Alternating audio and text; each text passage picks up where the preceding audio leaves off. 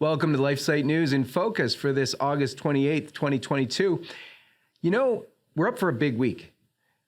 This week is the anniversary of the pulling out of Afghanistan, leaving all those both allies and Americans there.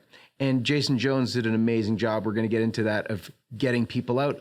Also this week is the consistory in Rome, the gathering of all the cardinals with the Pope to give the pallium to the new cardinals. And it's odd because it's in August, and it's also odd because there's a lot of rumors flying around. Is Pope Francis going to retire? Some suggest crazy. He might even appoint a coadjutor. But you know what? To get ready for that week, we want to look back at the last week to all the very inspiring things that LifeSite put out, which I'm sure many of you haven't yet seen. This is LifeSite News in Focus. Stay tuned.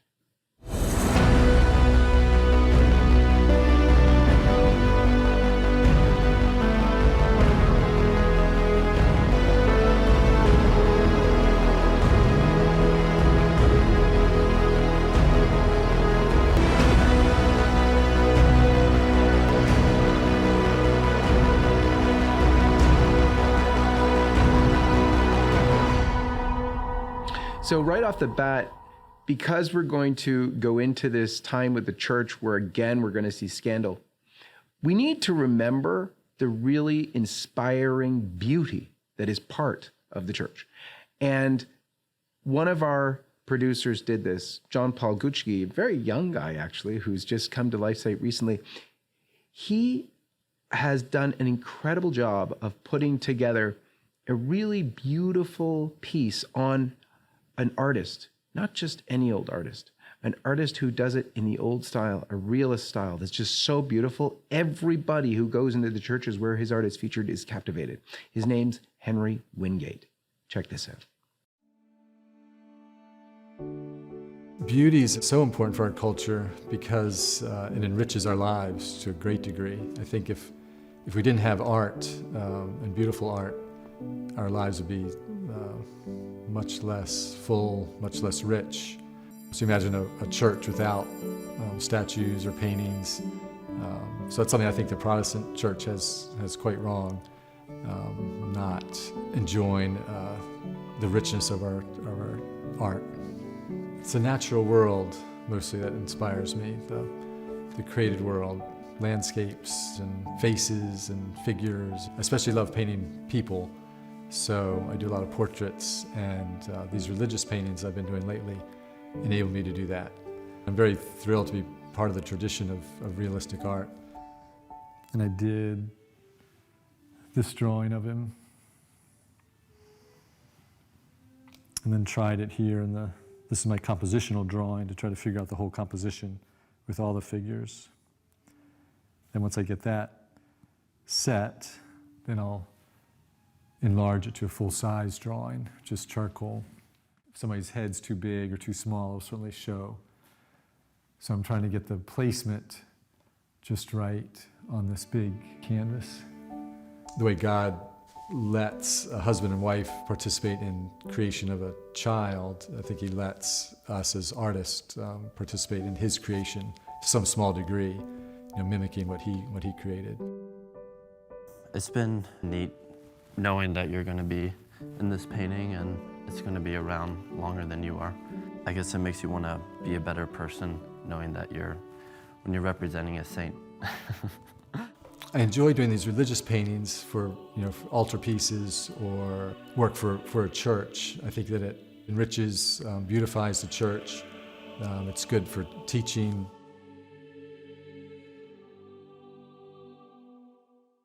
I enjoy very much seeing a child, or maybe my own children, looking at my paintings and realizing that it's a way for them to learn the Bible stories. What those paintings help do is opens up a personal relationship with some of the saints that they represent. The paintings are beautiful and huge and lifelike, creates a great conversation piece even around our kitchen table, which is very beautiful. There does seem to be a lot of ugliness in our culture today, and probably the reason for that must be the drift away from a sort of God-centered sense of reality. If there's no God, then why does beauty matter? But if you believe in God and believe that He created the world, then the good and the beautiful mean so much to you. So that's what I try to do with my art is try to show something that's true, good, and beautiful. So I think the world needs it, especially now. And I do think that you hear theologians say that the best way to draw people to the church is probably through beauty. The traditional art that I do really goes way back to the Renaissance. And I was thrilled to find my teacher who in the 1970s studied with a man who was born in 1893. So there's a real link back to pre-modern art. So I think modern art really changed things. I think that the main difference between modern artists and traditional artists is that the modern artist wants to get to the final goal, which is to express yourself, which I agree. I think that is what we should do. But I think the modern artists ignored the training part, the number of years you need to study, to learn the craft of painting. This traditional training is so important, and it has to be handed down from teacher to student, and that student becomes a teacher in his own right. So it's the shadows that are so important, so vital. You need both the light and the dark. And then the color in the shadows is very important. My teacher, Paul Ingbertson, would often say is the strength of a painting comes from the colors in the darks. I would like to emphasize that to young people that are interested in art, that they should pursue it. It does take a little bit of, feel like you're going out on a limb because it might be a little bit difficult to make a living as an artist, but it can be done. You need to train really well, find the good teacher, and then be willing to spend the time. So I'm very, very pleased to have this profession and be able to do it. So I recommend young people trying to pursue that.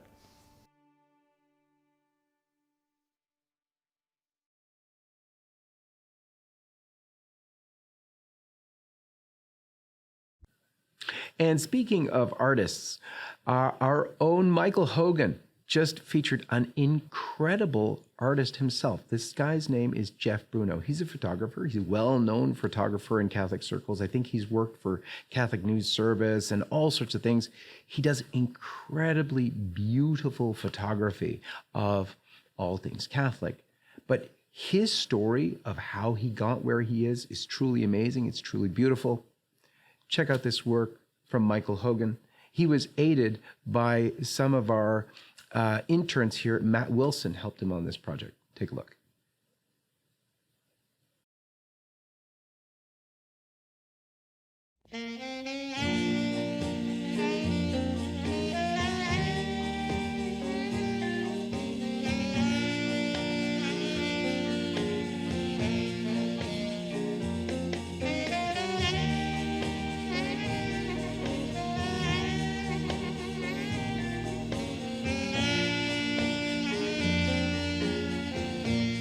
All my adult life, I worked in the music industry. That was everything. It was my dream in life, to be a musician, to be a rock star. And I got to a great place within the industry. And after we had our first son, we had everything. And I was the most miserable person you'd ever want to meet.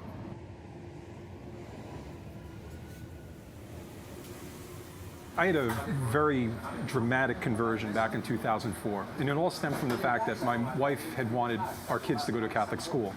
And at that point in time in my life, I didn't believe in God. I didn't think He really existed.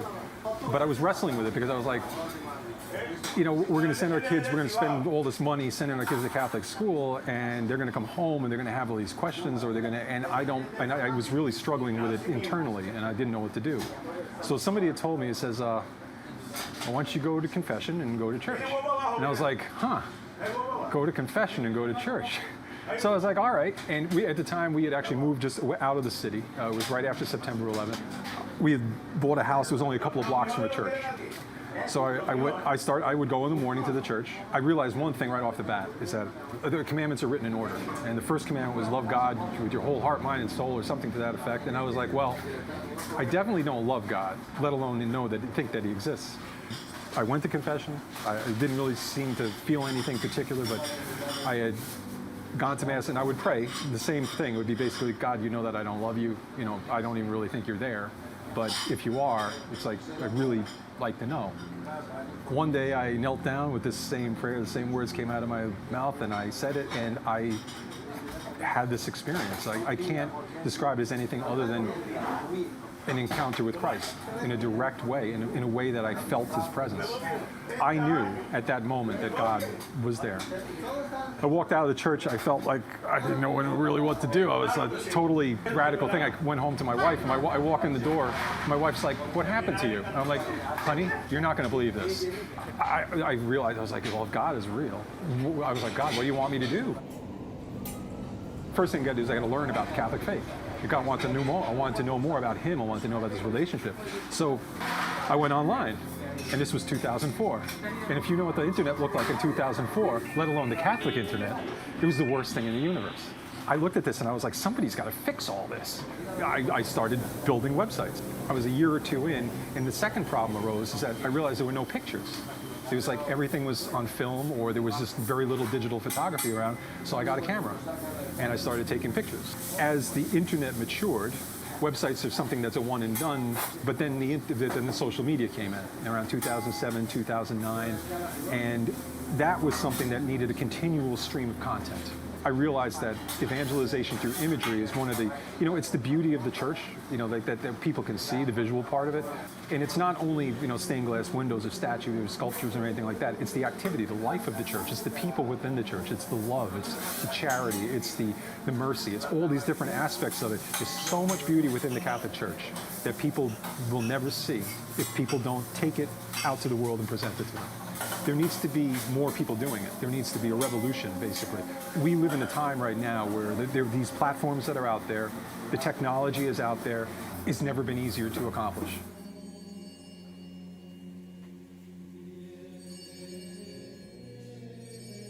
I look back on my life, it's kind of funny because all the things that I do today, they all have kind of like ties back to things I did in the past. God knew this was going to happen. He knew I was going to encounter. I mean, he knew all this stuff ahead of time.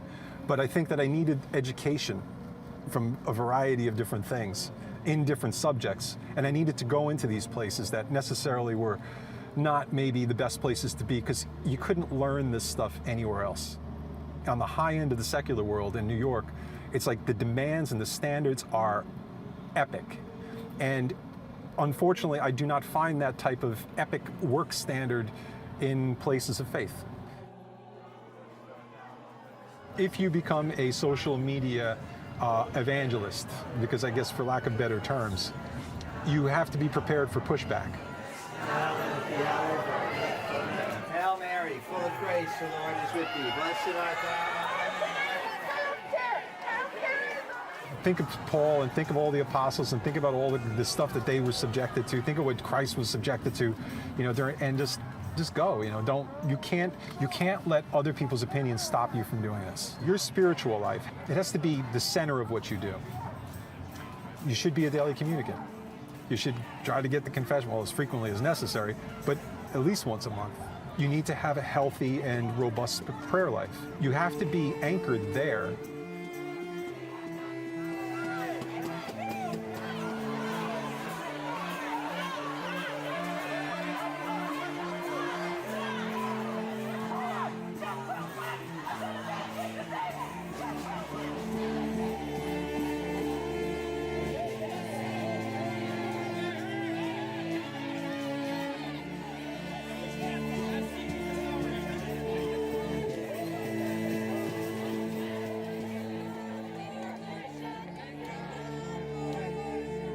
On the practical side of things, I would approach, a priest that you would know, and I would tell him, I would say, hey, listen, Father, it's like I'd like to evangelize, through imagery, and I'd like to, present some of what's going on within the church.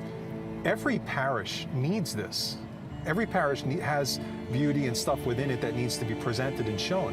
It could be within the youth ministry. It could be within service to the homebound. It could be, there's whatever the ministries are that are going on. That helps you to begin the process of learning how to do the work, because it's not just about taking a picture. A lot of it has to do with relationships. You know, we're all called to evangelize. It's like it's not exclusive to priests or to religious or anything. It's like each one of us as Catholics is called to share our faith and spread our faith. And the opportunity to effectively communicate the faith to massive amounts of people on a global scale exists. Everybody's complaining about less people going to church, less this is what's happening in the world, but are you communicating? And the thing is, if you're not communicating, you're becoming irrelevant. So if you want to become an effective communicator on social media, you have to either inspire people, educate them, inform them, entertain them, but you have to give them something. I hope to lead by example, and I hope that other people will follow. I hope other people will decide that this is something to do. You want to be a National Geographic photographer? Do it for the Catholic Church. You can go to the mountains of Peru and see like the pilgrimages that they do up the mountains. You can go to the heart of Africa and you can see the vibrance of the African Catholic Church. It's everywhere. The immensity and the diversity and the beauty is just mind-blowing. And I've been very privileged to have been able to see a lot of it, and now that's all I want to do. That's something that's burning inside. And again, back to the other part, God wants me to do something else. Here are my cameras. I'll see you.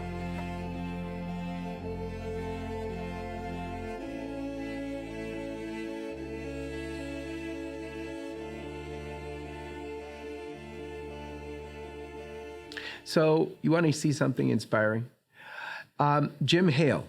LifeSite's Jim Hale is well known to all of you, so I need not explain who he is. But he went out to see Father Max. Now, Father Max has been persecuted like crazy for being faithful. And here's something really inspiring. Here's how he's taking his being canceled. And I'm just so proud of the LifeSiteNews donors, because you know what? You provided Father Max with the money he needed to do a hermitage for himself. We put out this video, and the money came in for him to do it. Say a prayer for Father Max, so I know he's praying for all of you. Take a look.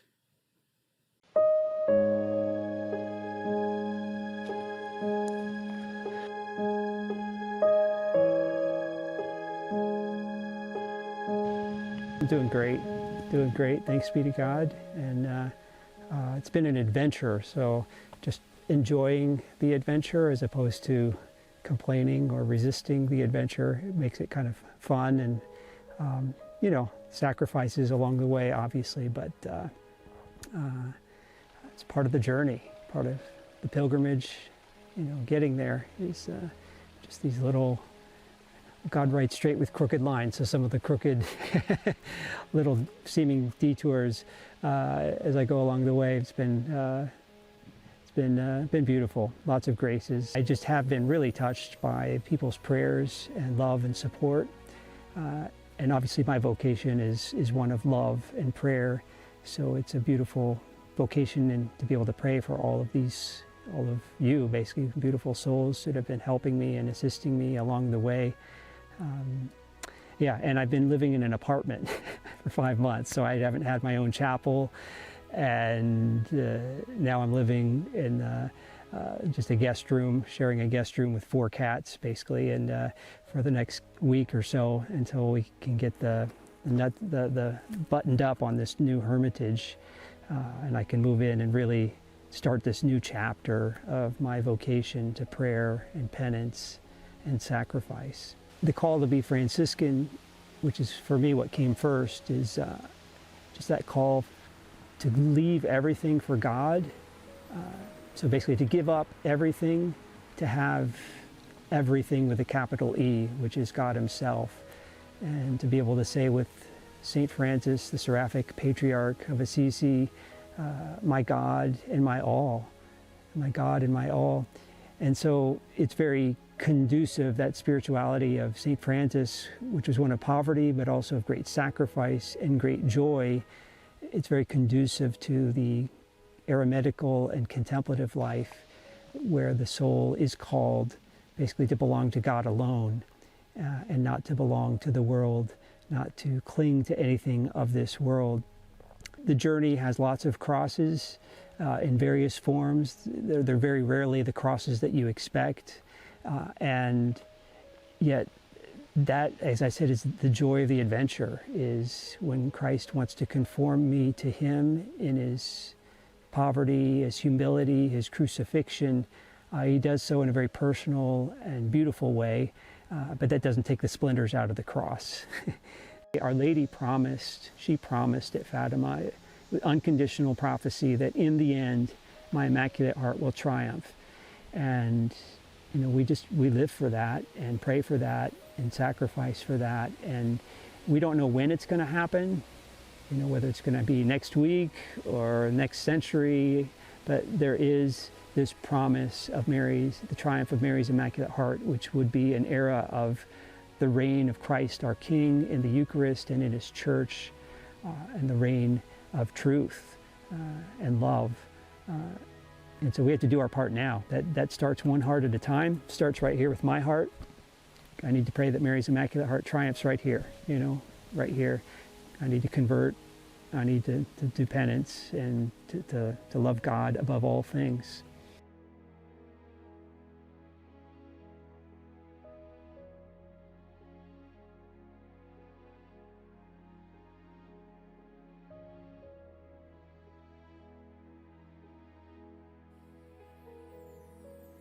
So as most of you know, this past week we had our LifeSite Gala. Really fantastic, wonderful celebration of 25 years of LifeSiteNews. We had 700 people come and join us in Florida at the Naples Grand Resort. It was a beautiful celebration. And you know, many people have been to galas before, and it's kind of ritzy and whatever. It was a ritzy place, but it was a total family atmosphere. And one of our special guests was, well, Jim Caviezel, you know that, and Mother Mary was there, Father Altman was there, but there was also a real hero there, someone who was not inside of LifeSite or anything, but his name is Dr. Peter McCullough. He has experienced, like LifeSite, a lot of cancel culture, but Dr. Peter McCullough was there. I was so thankful that so many people came up to him and encouraged him. Here's what he had to say. What I'm going to do is, this man has been fighting for our medical freedom, for our religious freedom, for everything we believe in. He is a great hero. We're going to invite him on stage, then we're going to do the blessing. Dr. McCullough.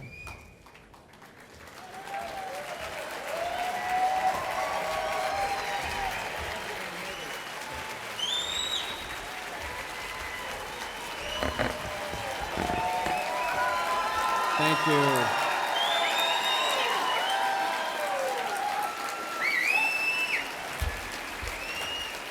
Wow.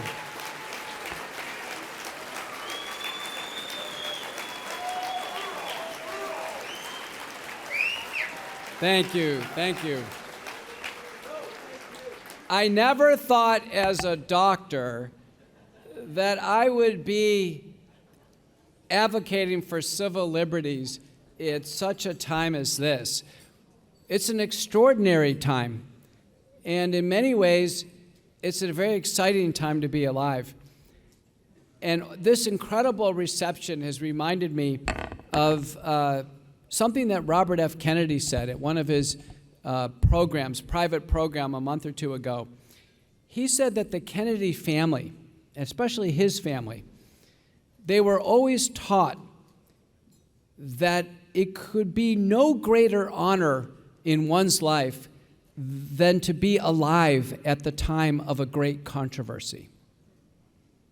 No greater honor to be in the midst of despair, to be in the midst of things going on a global basis that one feels is absolutely spinning beyond their control, sometimes beyond their comprehension.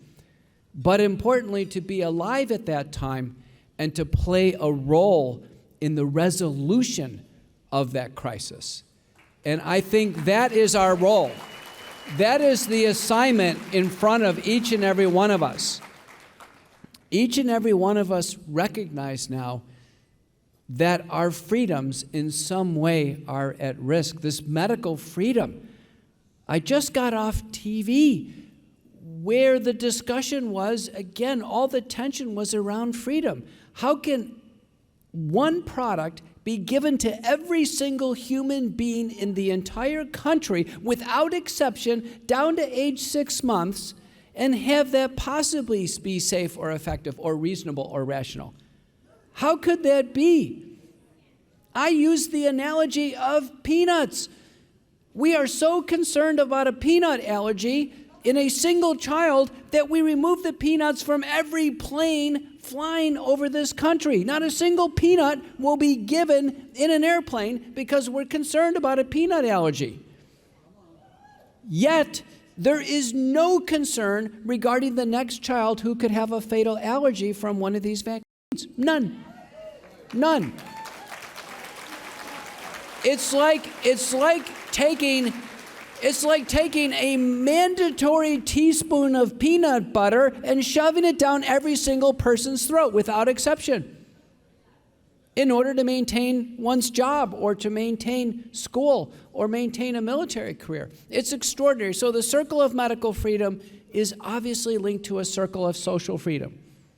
And the social freedoms are doing what we're doing right now, getting together, gathering in places of worship, of being able to pursue our dreams, our ability to go to school and develop ourselves, to travel, to see our family.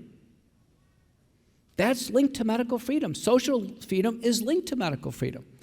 And then finally, that social freedom is interlaced with our economic freedom.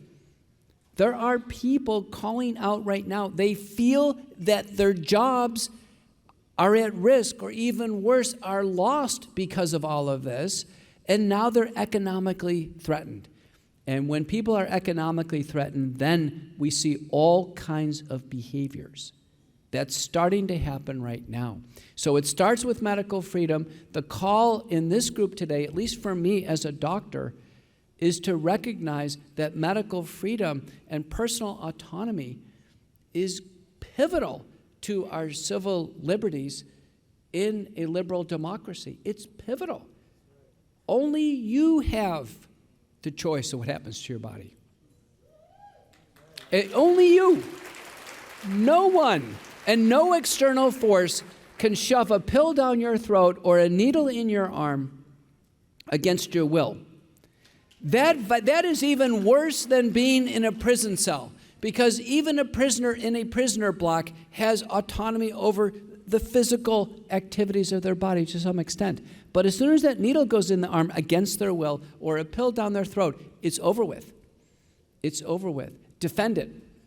Defend it vigorously and join forces with the doctors that have the courage to face this issue. Thank you so much for having me.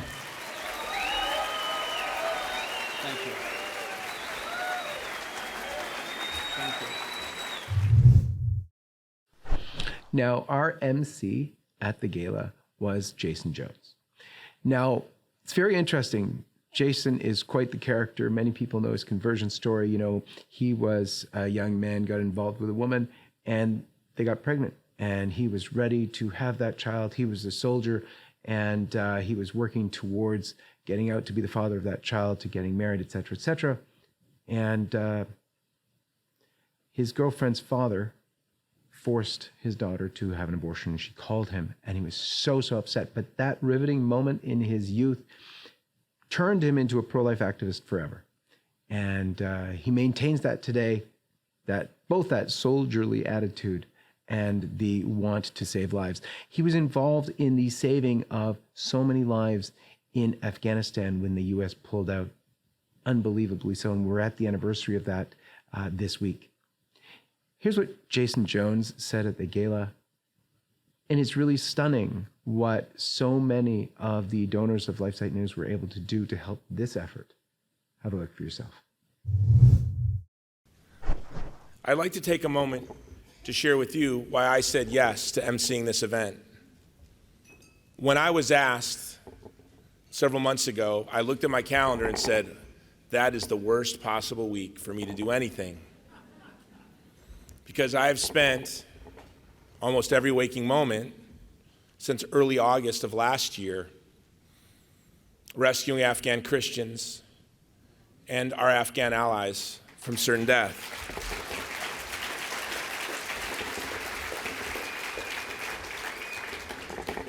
And August 15th was the anniversary of the collapse of Afghanistan and it falling into the hands of the Taliban.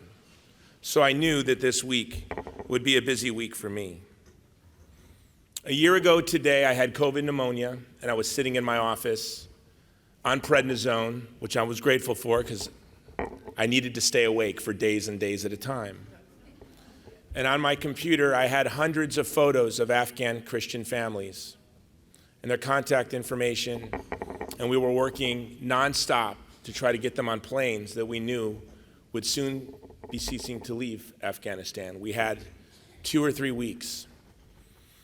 And as the US left and we still had only about 170,000 folks that President Biden promised not to leave behind, left behind,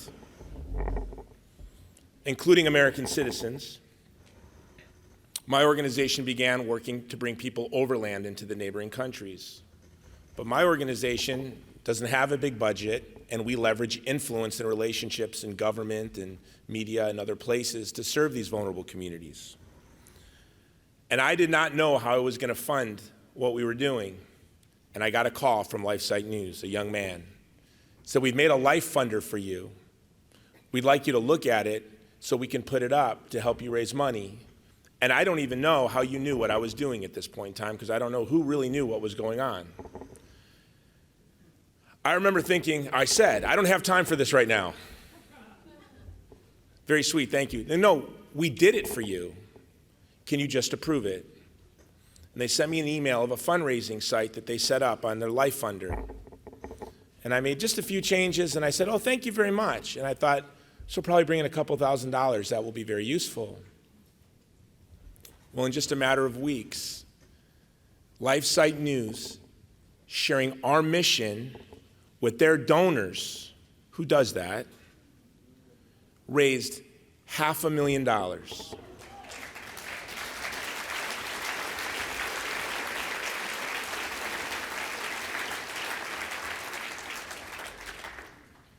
And with that $500,000, we were able to evacuate and rescue from certain death hundreds and hundreds of Christian families.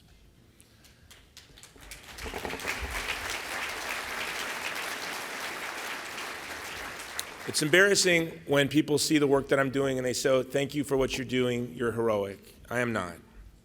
The heroes are our Afghan partners, and the heroes are LifeSiteNews and the donors of LifeSiteNews. I'm really grateful for the privilege to stand with you tonight. I admire you. I'm so grateful for you. And because of Life Funder's continued support, we kept 30,000 Christians and other minorities alive through the brutal winter last year that would have certainly starved.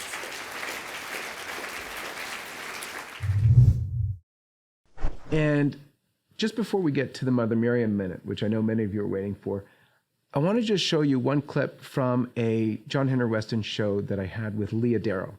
Now, Leah Darrow is famous because she was a model and she was very beautiful, but then she had a rather radical conversion. And a lot of people know her story because she fought for modesty and for all sorts of things. She has a great blog for women and mothers, and she's a mom herself now. But there's one part of her story that I think is rather unique, and it came out on the program, and it was around her dad. Pivotal point of her conversion is about her dad and how she called him what he did.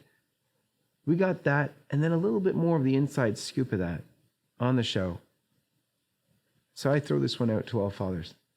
May we learn from this. And so the problem here, the crux of the whole issue, is that I was living someone else's dream. I was listening to other people's opinions about me, and I was living their dreams for me. I was living by other people's standards in my life. And it all came crashing down in the middle of a fashion photo shoot in New York City, where in that moment, I experienced a moment and a grace from the Holy Spirit where God really touched my heart. And he told me in no less of words, no few of words, I made you for more. And I remember shaking my head in the middle of the photo shoot thinking, I did not just hear that. And it was a moment and I heard again, I made you for more. I heard it 5 times. The last 2 times that I heard it, the emphasis was on the first part. It was, I made you for more. And that was a moment for me. I just couldn't, I couldn't deny. I couldn't deny the truth of that, no matter where it came from. I couldn't deny. I was like, yes. I was looking around and I was looking at all these people who don't care about me. They don't care what happens to me. They definitely don't care about my soul. It's like all around these people in this industry that I'm in, I'm like, this cannot be what I do to serve people in this world. And so I ended up walking out of the photo shoot, and I walked all the way home, and I did the only thing a girl could do at that point, which was I called my dad. And I called my dad and I just said, if you don't come and get me, I'm going to lose my soul. And I said that verbatim. And there was a very long pause. And when my dad spoke, he just said, okay, all right, baby, I'm coming to get you. And my dad drove over 2,000 miles to come pick me up, just like any good father would do. And that began my journey back home. That began my journey back home to the faith, of course, and to Jesus, but also to who God made Leah to be. And it has been a beautiful process. It is a process that is still unfolding and healing, but I'm here now, and I am so grateful and thankful for God's mercy and the generosity he gives me in living a life that's for him in service of others. And that's a little bit about my story. Wow. There's lots there to unpack. Let me rewind first for the sake of parents who are sometimes very discouraged. Young parents with young kids who are praying the rosary are sometimes very discouraged, even when those kids get, maybe particularly when those kids get into their teenage years, because the fights become sitting on the couch, sometimes sleeping, sometimes mumbling, and sometimes worse. That rosary that you now remember, that family rosary, as boring as it was sometimes, as distracted, do you still think it affected you, and do you still think it's important? And is it something that you're doing with your kids now? Yes, yes, and yes. So what it did for me in particular is it created a routine. It also connected me in conversation with my Creator. So both are incredibly powerful. You think about, I homeschool my kids, and my smaller kids who are not in school yet, I've got 6, and my oldest is 9, my youngest is 1. And so for the 3 older kids, we're in school, but the 3 younger kids, ages 4, 2, and 1, they're listening, they're overhearing stuff going on. And I'll hear my 4-year-old pick up and say things that I did not teach him, but he is a part of the routine that's going on, and he's picking up information and he's holding on to it.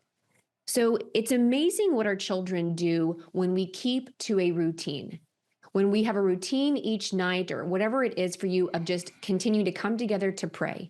You're teaching your child also how to connect and speak and listen to their Creator. What a gift that you can give your child of prayer is normal. Prayer is what I do, even if I don't do it perfectly, or if I'm doing it, being pulled, dragged, and screaming, but I'm here in it. And that routine of prayer is so needed. The monks have shown this, that for centuries, just the art of the routine, of having these sacred routines in our life, is so incredibly important to teach our children how to have a structure and a routine to connect with their Creator and to speak to him and listen to him as well. And now to our Mother Miriam Minute.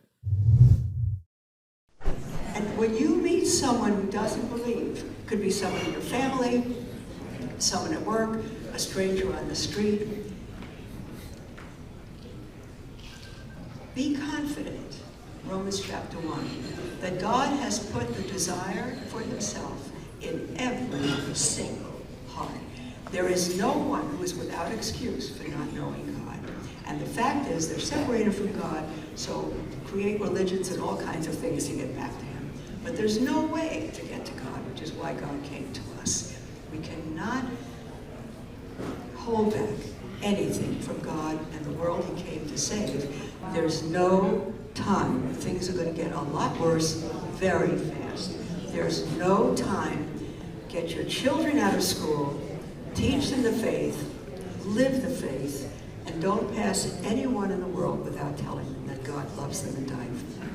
Amen. Thank you, everyone, for joining us on this episode of LifeSite News in Focus. Join us next Sunday and every Sunday at 7 p.m. Eastern.